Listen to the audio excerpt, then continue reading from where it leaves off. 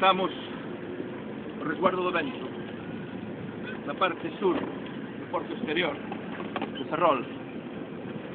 Moito vento de nordeste, o vento predominante na nosa terra, na primavera e no verano. O vento predominante na Galiza, na nosa nación, Galiza.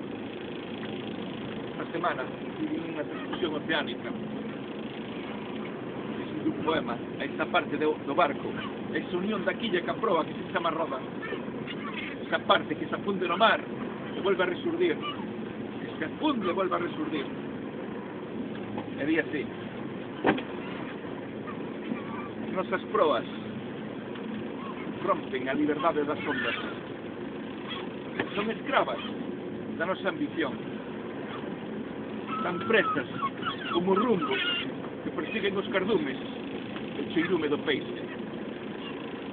Escravizamos as nosas proas alén da súa resistencia.